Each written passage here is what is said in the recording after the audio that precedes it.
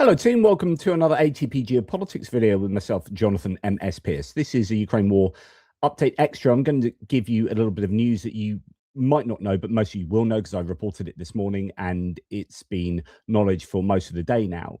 But a little bit more meat on the bone maybe. In terms of the replacement for Andrii Yermak as head of the presidential office, the office for the president. This is essentially Zelensky's right-hand man. It was Andrii Yermak, his friend of old. He has been involved in this corruption scandal. We don't know to what extent, but he has been kind of forced to step back, of kind of forced resignation there as they investigate him with the Enerhoatom corruption scandal, the Mindich tapes and whatnot. So as that has been going on,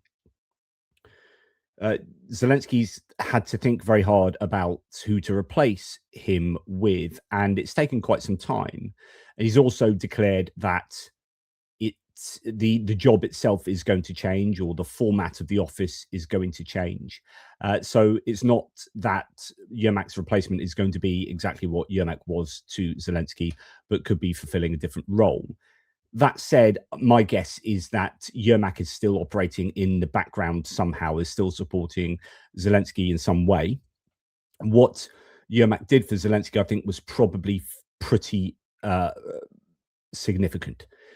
I think he wasn't just the right-hand man. He was almost an extra leg for Zelensky. He did an awful lot behind the scenes and really at the scenes for Zelensky. And I think it was a massive loss when the Ukrainian president lost Yermak to the scandal. So whoever fills in for Yermak will have quite a tough, it's going to be a tough gig.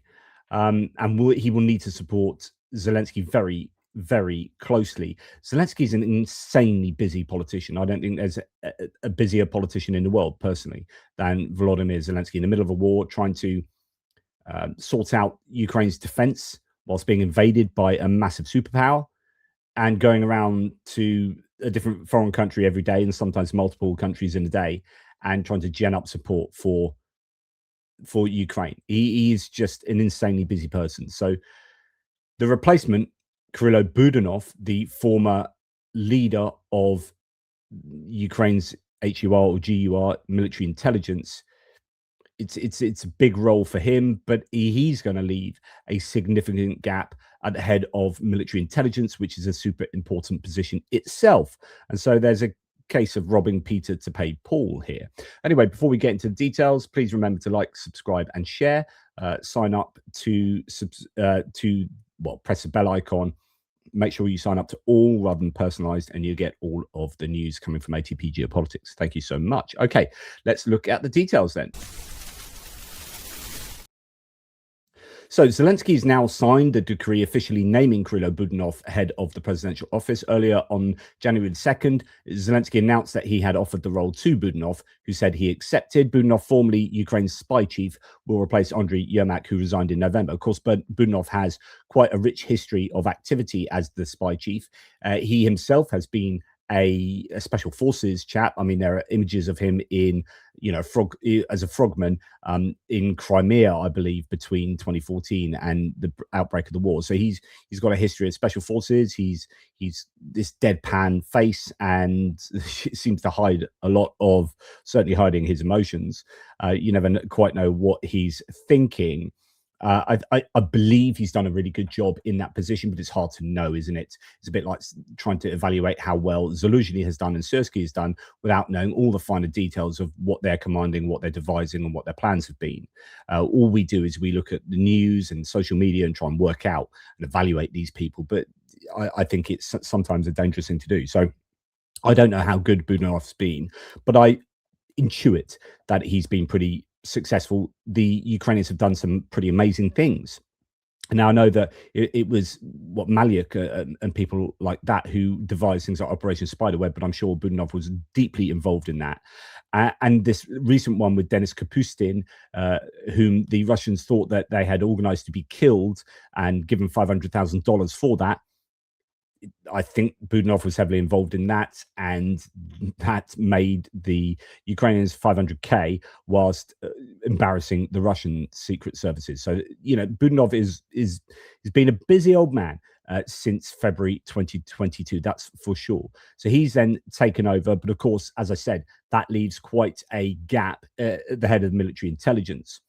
Zelensky stated that Budanov will be head of the presidential office, replacing Yermak in this position, but it will be a changed position. According to Ukrainian media reports, the head of the Foreign Intelligence Service, Ivashchenko, will take over from Budanov at the head of the HUR or GUR, depending on how you transcribe it. So that's a foreign intelligence service. So in British terms, that would be the head of MI6 coming to the head of MI5. This pretty much the head of military intelligence domestically. That's what Budanov has been in charge of.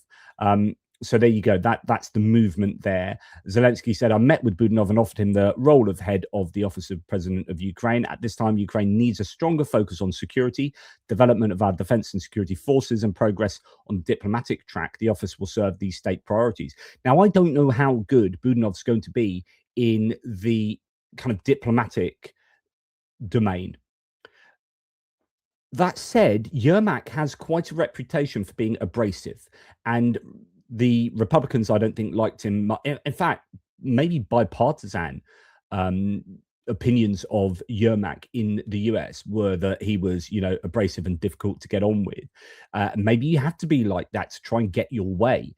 You could probably build a case that Yermak probably achieved an awful lot whilst also rubbing people up the wrong way. I don't know, but Budanov, will have to be someone that is going to have to interact an awful lot with a whole host of international dignitaries. And I don't know Budanov's skills, right? So I don't know how good he is at that kind of stuff. Christopher Miller from the Financial Times says Zelensky has chosen Ukraine's popular military spymaster as his chief of staff weeks after the sacking of its powerful predecessor in the corruption scandal triggered the corruption scandal triggered the greatest political crisis of the war. Budanov's appointment comes as Ukrainian negotiators push to secure security guarantees from Western allies as part of a renewed diplomatic effort to end the war with Russia.